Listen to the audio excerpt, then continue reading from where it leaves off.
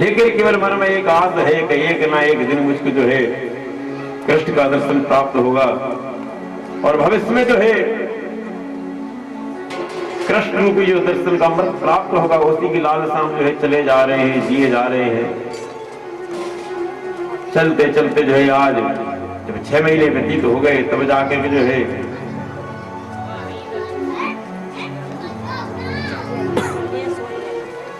गुजरात प्रांत में इन्होंने जैसे ही प्रवेश किया, गोमती नाम की नदी पड़ गई। विशाल नदी है, गुजरात में नदी पड़ती है गोमती। अब जैसे ही सुदामा जी महाराज ने गोमती नदी को देखा, मन में विचार आया और कहा कि भाई अभी तक तो केवल जो थल था, जमीन थी, हम चलते चलते आ रहे थे, लेकिन अभी इतनी विशाल नदी है, अब इसको कैसे पार करेंगे? भाई तैर करके पार कर तो हमारे शरीर में इतनी शक्ति नहीं, बूढ़े वाले आदमी है। यदि पार जाना है, पार जाने की जो है नाव और नाविक दोनों की आवश्यकता होगी। लेकिन फिर मन में विचार आया कि नाव हो और नाविक भी हो, हमारे मतलब कि फिर भी नहीं, क्योंकि फ्री में थोड़ी देर उस तरफ उतार देगा, पैसा लेगा, वो उतराई देनी पड़ेगी। और जो है बिल्कुल शांत होकर के वृक्ष के नीचे जाकर के बैठ गए और मन में केवल सोचते वो नदी को कैसे पार करें। तभी जो भगवान स्वयं केवट का रूप बना करके आते हैं, गुनगुनाते आते हैं, बोले करें बिन पैसा पार, नैया में हम हैं और हम में संसार, हम ही बटोई, हम ही खेवनहार, हमें ही माल मालिक, हमें खरीदार, करे बिन पैसा पार। इन बातों को जैसे सुदामा ने सुना, सुदामा जी ने कहा कि भैया आप कुछ बोले गा रहे थे, फिर से कहा कि सुना ना, बोले आप कुछ। उन्होंने कहा कि महाराज ये गा रहे थे, बोले हम ही बटोई, हमें ही खेवनहार, हमें ही माल मालिक, हमें ही खरीदार। नहीं बोले और कुछ भी गा रहे थे, बोले करे बिन पैसा पार, बोले हाँ बगैर पैसों की पार कर दोगे? सुदामा जी ने कहा कि भाई कर देंगे। जैसे ही सुदामा जी बैठने लगे, उसने कहा कि देखो महाराज, ये कहने की बात कुछ और होती है, करने की बात कुछ और होती है। बोलने का टाइम है, सुबह सुबह की बात है। बोले महाराज औरों से हम जो है 10 लेते हैं, बोले आप एक काम करना 5 दे देना। सुदामा जी ने कहा भैया पैसे की बात करे तो मेरे पास बोले फूटी कौड़ी भी नहीं मुझे दे सकूंगा। उन्होंने कहा कि बगैर पैसे हम पार नहीं करेंगे। तभी तो कहा कि माना कि बोले पैसा खुदा नहीं है, लेकिन कसम खुदा की खुदा से कम भी नहीं है। यदि भगवान के बाद कोई वस्तु है जिसका दूसरा नंबर आता है, वो पैसा है।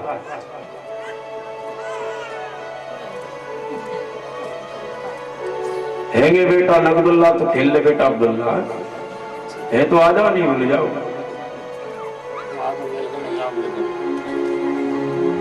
क्योंकि जिस दिन भगवान ने पैसा बनाया, बाकी भगवान उस दिन जो कुछ नहीं, आराम से बड़ा थप्पे से सोया होगा। पैसा बिन बाप कहे मेरो बेटा ही कपूत भयो, कमा करके मत दो। बाप कहता है बोले पुत्र नहीं, बोले कुपुत्र हमारा ही कपूत है, मिटाने को पहरा होगा। और पैसा बिन भाई कहे ये मेरो दुखदाई है। भैया भैया कहते हैं घर में, बोले आपका बोले क्या है, आप तो बोले कुछ सालों के मेहमान हो, आप तो चले जाओगे, जीवन भर हमें खाएगा, बोले कुछ करेगा नहीं तो पैसा बिन बाप कहे बेटा ही कपूत भयो, और पैसा बिन भाई कहे ये मेरो दुखदाई है। पैसा बिन जोरू कहे बीबी निखट्टू के पहले पड़ी। पत्नी कहती है ऐसे निकट्टू हमारी कुंडली में बैठे थे। और जब कुछ करते धरते नहीं थे, कुछ नहीं था, तो बोले क्यों हमसे शादी कर ली, हमारी जो तकदीर आपने फोड़ दी। और पैसा बिन सास कहे तू कौन को जमाइए। सासू माँ को शर्म आती है कि शादी वगैरह मिल जाओ ना, कस्तूरी गार्डन, प्रेम श्री में शादी चली हो, प्रीतम वाटिका, सेनाई गार्डन, तो सब अच्छी अच्छी पार्टी में शादी हो जाती है। अब आपके पास कुछ नहीं, आप फटे पुराने पहन करके चलेगा या सादा पैंट शर्ट, तो आपकी सास आपको कहेगी, साइड में ले जाकर कहेगी, पंडाल के पीछे ले जाइए, वहां तो बोलेगी नहीं। और कहेगी बोले आपकी नहीं कमर साहब, हमारी इज्जत का ख्याल तो करते, ठीक ठाक पहन के आ जाते, दिला नहीं सकते, कह सकते हैं कि ठीक ठाक बिन किया जाता। और पैसा बिन तो पैसा बिन सास कहे तू कौन को जमाइए। पैसा है तो बहन पास, पैसा है तो यार पास, और पैसा बिन देवता भी नहीं करते सहाय। यदि आपके पास पैसा है तो सबसे पहले बहन जी आकर के आपको राखी बांधेंगे, और आपके पास पैसा नहीं वो भी नहीं आएंगे, लौट करके जाएंगे। जैसे कि दो भाई हैं, गुना में रहते हैं, कोई गांव में रहते हैं, चाहे बड़े गांव रहे छोटे, जो भी गांव में रहता है उसके पास पैसा नहीं होगा। जब वो लौट करके जाएगी ससुराल वाले पूछेंगे या पड़ोसी पूछेंगे, बोले दोनों भाइयों के बांधे राखी, बोले नहीं हम छोटे वाले को गुना में ही बांध के आ गए क्योंकि बारिश का टाइम है, गांव में जो है रोड वगैरह है नहीं, बोले कच्ची रास्ता में चल के जाना पड़ता है, और फिर बोले कि बारिश आ जाती रुकना भी पड़ता है, बच्चों के जो पेपर लगे हुए हैं। और यदि आपके पास पैसा है तो आपके जीजी ना जीजा जी दोनों हाथ में जो जूते लेकर के आपके पास जाएंगे राखी बांधने। हाँ वो ये कहने नहीं, बोले राखी जरूर बांधेंगे, एक साल भर में, साल भर का त्योहार एक बार आता है। और पैसा है तो यार पास, आपके पास पैसा है तो पीछे बैठने वाले बहुत मिल जाएंगे। और पैसा बिन देवता भी नहीं करते सहाय हैं। आपकी कुंडली में यदि मान लो शनि की अशुभ दशा चली हुई है, राहु केतु खराब है, सूर्य आपके जो है 9 ग्रह में से कोई भी ग्रह यदि खराब है तो पंडित जी बताएंगे आपको जाप, ये जाप करवाओगे जब तो आपका कल्याण होगा। आपके पास पैसे ही नहीं तो कहां से जाप करवा लोगे। तो पैसा के बगैर जो है देवता भी नहीं करते सहाय हैं। तो कहते हैं गरीब दास पैसे को रखियो पास, तो पैसे बिन मुर्दे सो लकड़ी भी न पाई है। यदि मरो तो भारतीय जीवन बीमा निगम में खाता खुलवा देना पहले, ताकि जो है जलने की और जो आखिरी में जो होता है ना 3-5 व्यवस्था हो जाए। महंगाई का जमाना है। तो कहने का मतलब कि माना कि बोले पैसा खुदा नहीं है, लेकिन कसम खुदा की, खुदा से कम भी नहीं है, 3 नंबर पैसे का आता है। सुदामा जी ने कहा कि भैया पैसा तो हमारे पास नहीं। उन्होंने कहा कि आ जाओ आपको जो फ्री में ही हम छोड़ देंगे। सुदामा जी नाव में बैठ गए, जैसे बीच में पहुंचे उस नाविक ने कहा कि देखो भैया 10 मत देना, 5 ही मत देना, 3 मत देना, लेकिन 1 रुपया तो बोले दोगे। उसने कहा भैया पैसे की बात करे, बोले बीच में कूद जाऊंगा, मेरे पास पैसा नहीं। उन्होंने कहा ठीक है महाराज आपको जो ऐसे ही हम उतार देंगे, लेकिन बोले महाराज आप जा कहाँ रहे हैं। उन्होंने कहा कि हम जो है द्वारिका जा रहे हैं। बोले किससे मिलने। बोले द्वारिका के जो राजा है ना बोले कृष्ण। बोले हाँ। बोले हमारे बचपन का मित्र है। केवट पहुंच गया कि केवट ने कहा कि तन पर नहीं लत्ता और चल दिए कलकत्ता। बोले महाराज शर्म आनी चाहिए कहने में। कहा बोले द्वारिकाधीश। और कहा बोले तुम ये फटीचरी हालत। उन्होंने कहा तो एक से मिलाया अच्छा से भतीजे। उसने कहा, सुदामा जी ने कहा कि बोले जीवन भर तूने नाव को चलाई है, तेरे में बुद्धि कहाँ। क्योंकि मेरा कृष्ण कभी वस्त्रों को नहीं देखता, मेरा कृष्ण कभी जो है तन को नहीं देखता, मेरा कृष्ण मन को देखता है कि निर्मल जन मन सो मोहि पावा, मोहे कपट छल छिद्रमा भावा। हमारा कृष्ण हमारा गोविंद मन को देखता है। लेकिन बोले इन बातों को क्या जाने।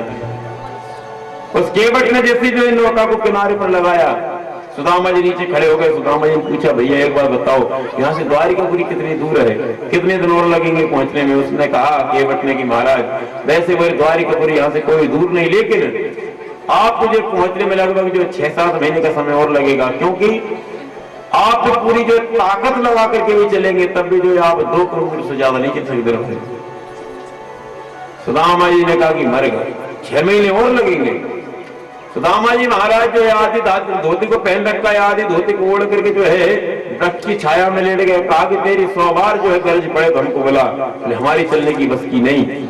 भगवान ने जो है अपने दूतों को बुलाया और कहा कि आप जाओ, हमारे बचपन का मित्र सुदामा हमसे मिलने आ रहा है।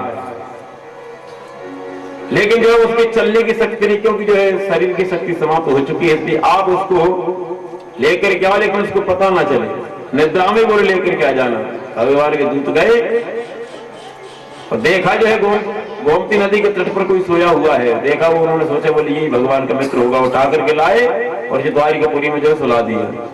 अभी सोए थे जंगल में, लेकिन जैसे नींद खुली तो ढीठ चक चौंध गई और देखत स्वर्णमयी एक ते एक सरस बने द्वारिका के भवन है। देखा कि ये तो भाई चारों तरफ जो सोने के मकान बने हुए हैं। पर पूछे बिन काहू कहे, काहू से न बात कछू, देवता से बैठे सब साध साध मौन है। बिल्कुल देवताओं की तरह बैठे हुए, सबने हाथ में किसी ने माला ले रखी है, कोई जो नीचे सर किए बैठा है। चारों तरफ से जो है जय श्री कृष्ण जय श्री कृष्ण की जो आवाज आ रही है। तो एक ने देखा द्वारिकावासी ने कि लगता है ये कोई ब्राह्मण है। कोई सुदामा जी के पास आए, पूछा, देखत सुदामा धाये और जन पास आए, कृपा करो विप्र तुम कहाँ कियो भवन है। पूछा कि आप शक्ल से ब्राह्मण मालूम होते हैं, लेकिन आप कहाँ के लिए मुझे प्रस्थान करना चाहते हैं।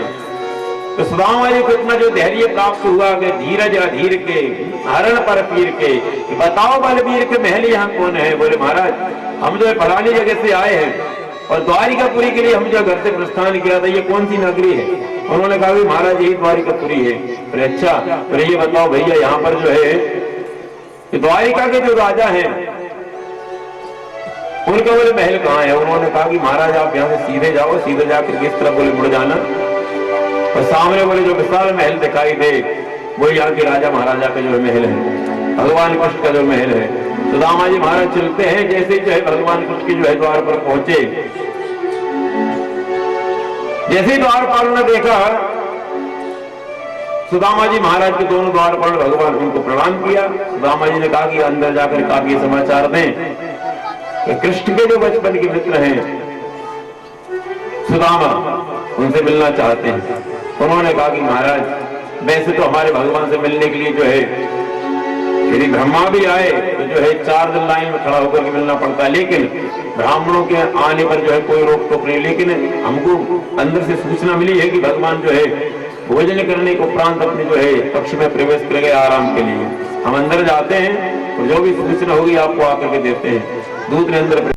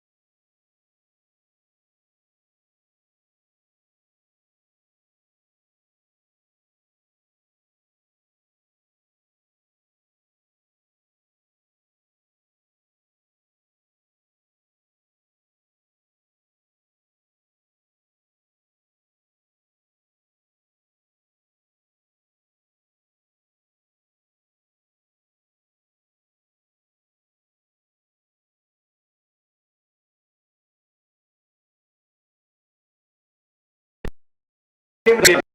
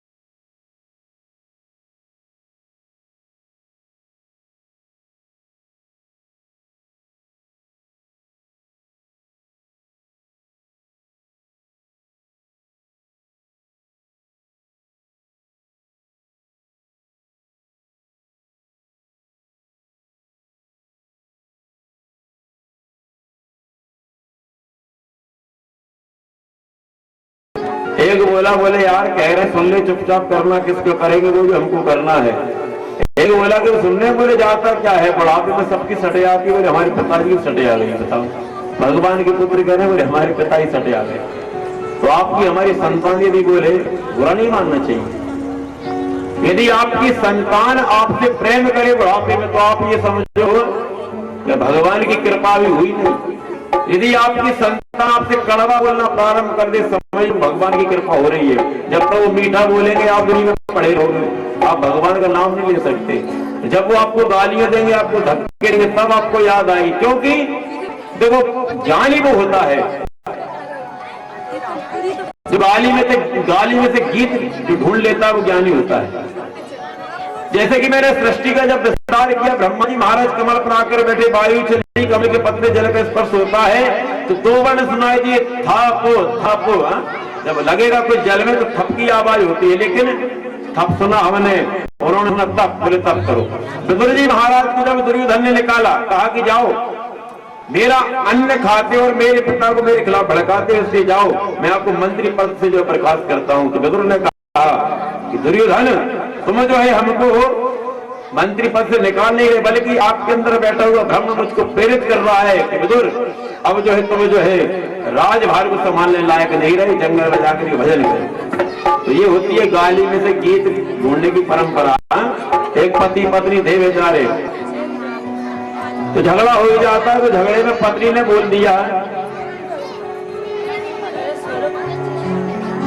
तो बोले तुम मैं इधर बैठा हूं, मणि इधर देख के बैठा, कथा सुन रही ना, इधर देख लुक एट।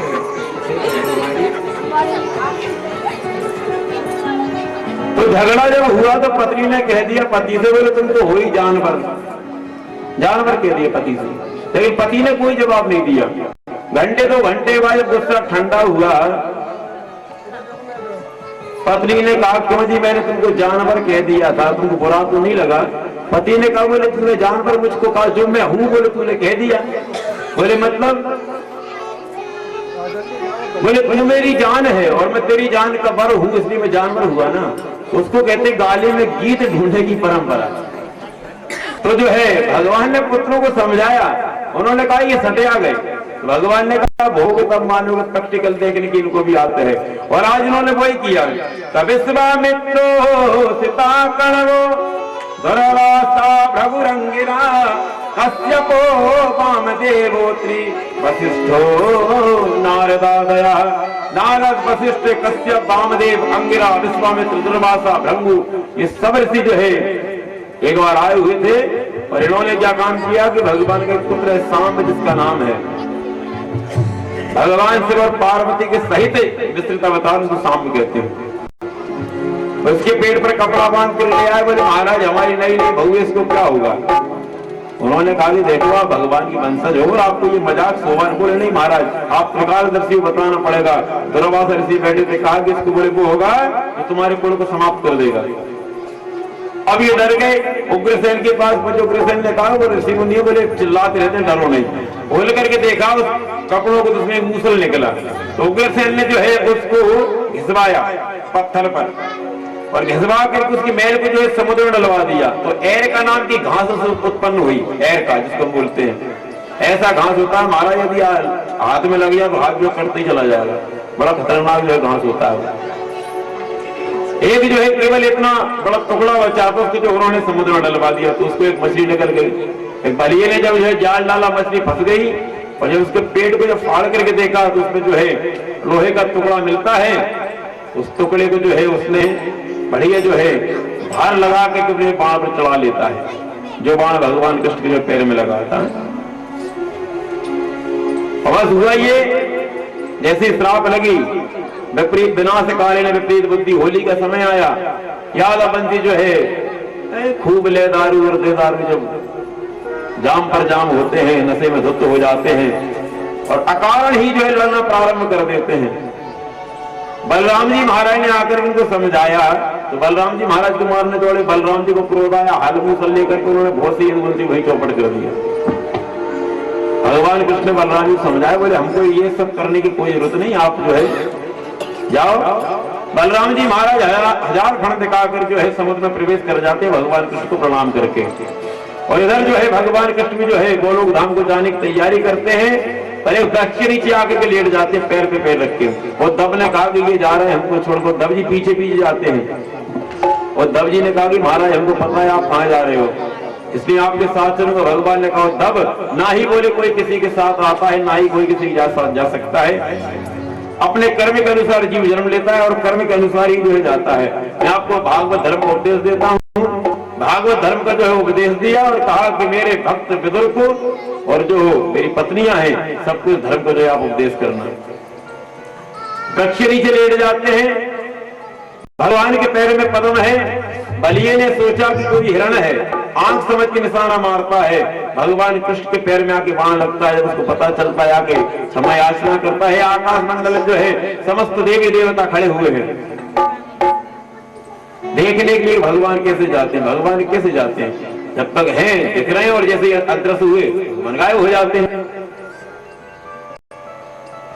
तो जो है आकाश मंडल में देवी देवता खड़े हैं और देखते देखते भगवान अदृश्य हो जाते हैं। बोले भक्तवत्सल भगवान की। सारे यदुवंशी जो है झगड़ के शांत हो जाते हैं। इसके बाद परीक्षित जी महाराज से कहा, बोले आपको और कुछ तो पूछना। उन्होंने कहा कि महाराज हमको और कुछ नहीं पूछना। उन्होंने कहा कि बस बोले आज आपका अंतिम दिन है, क्योंकि आज जो है श्राप ऋषि ने दिया था, आप जाने वाले हो। परीक्षित ने कहा कि महाराज सर्प भले आएगा, बोले डसेगा मुझको, लेकिन मैं नहीं मरूंगा, क्योंकि मैं एक आत्मा हूं, मैं निर्लेप हूं, मेरा शरीर केवल जो है मरेगा। सुखदेव ने कहा कि बाकी में जो है इन्होंने भागवत को सुना है, इनको जो है भागवत करके हो चुका है। सुखदेव जी महाराज राजा परीक्षित को आशीर्वाद देकर के चले गए। तक्षक सर्प चलता है आज जो है परीक्षित को डसने के लिए।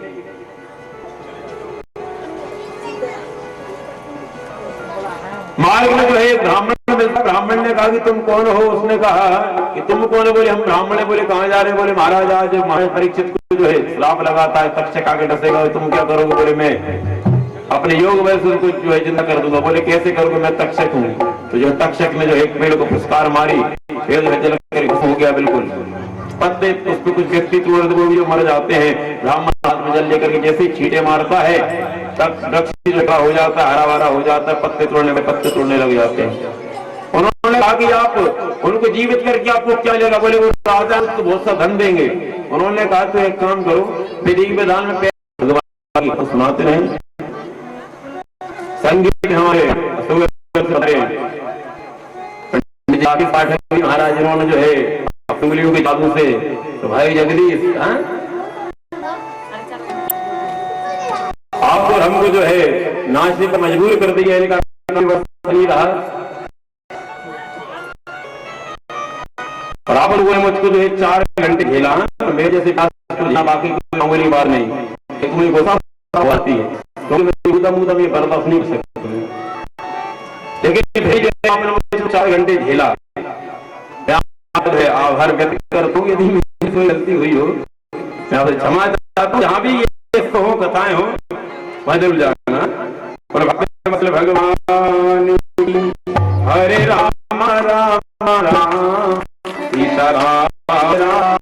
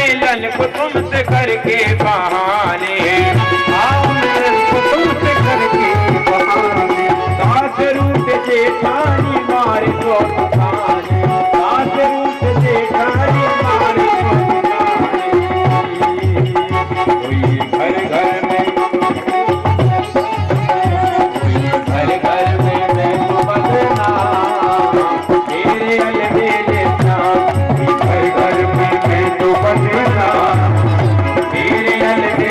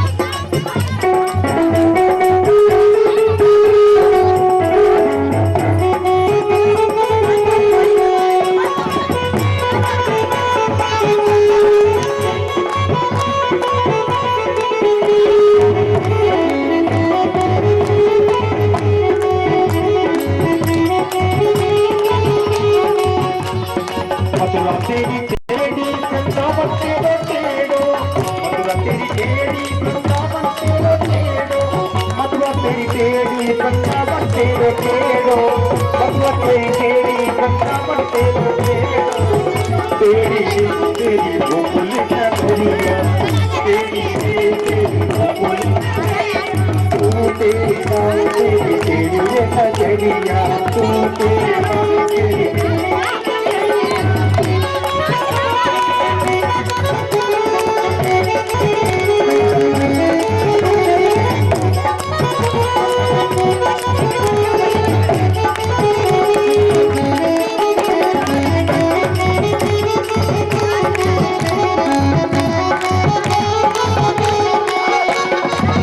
चाल तेरी टेढ़ी हंसी तेरी टेढ़ी, चाल तेरी टेढ़ी हंसी तेरी टेढ़ी, चाल तेरी टेढ़ी हंसी तेरी टेढ़ी, चाल तेरी टेढ़ी हंसी तेरी टेढ़ी, तेरी तेरी तेरे मुख पे मोरनिया, तेरी तेरी मुख पे मोरनिया।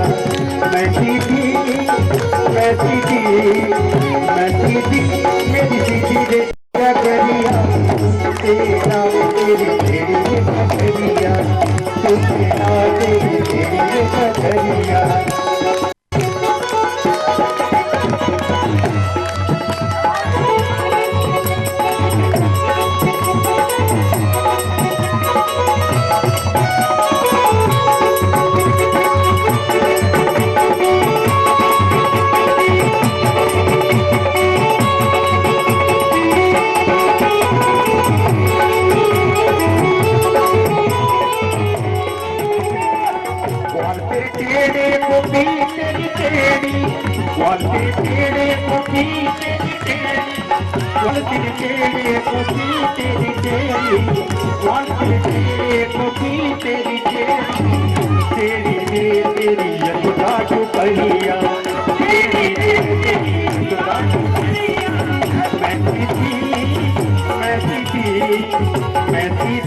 मेरी दीदी रे करिया, तू तेरा तेरी तेरी ये नगरिया, तू तेरा तेरी तेरी ये नगरिया।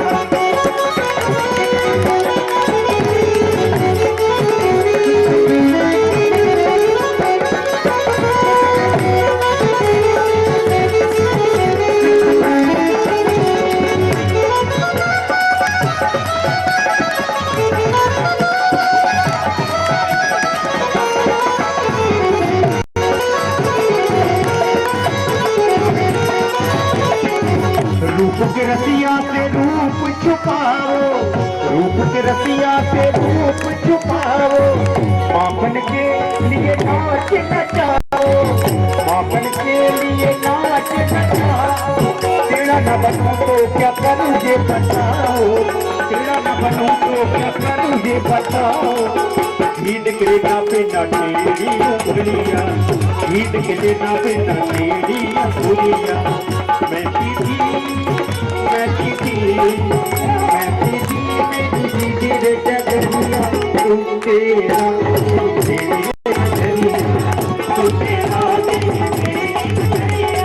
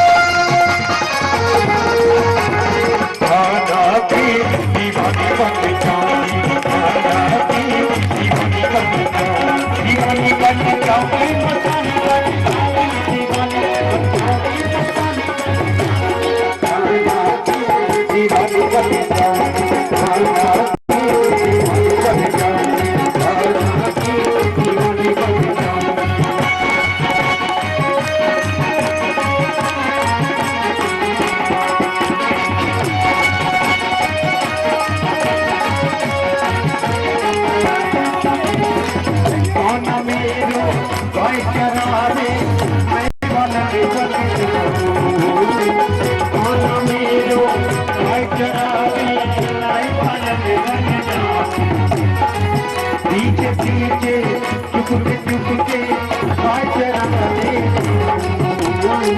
पीछे पीछे चुपके चुपके हाय चराने मस्तानी वाली जाऊंगी मस्तानी वाली जाऊंगी मस्तानी वाली जाऊंगी मस्तानी वाली जाऊंगी राती दीवानी बन जाऊं राती दीवानी बन जाऊं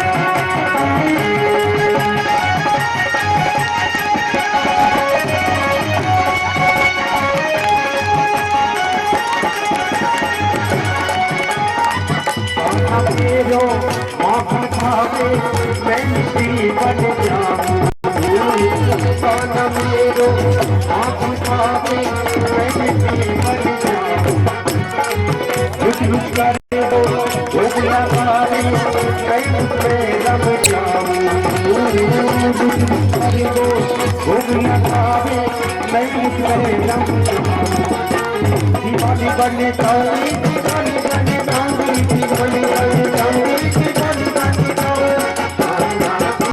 दीवानी बनने जाऊंगी दीवानी बनने जाऊंगी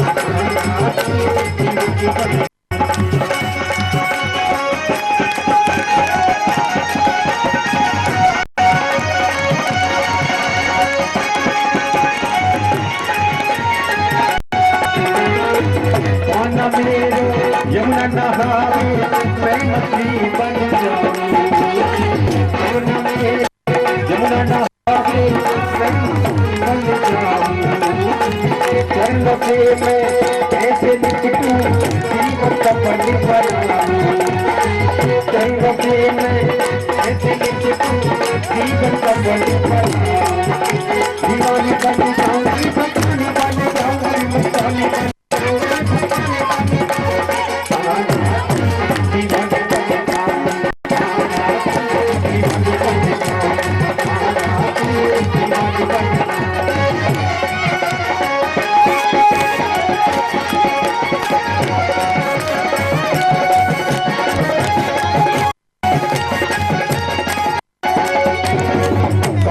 कैसे मैं बनाऊंगे फिर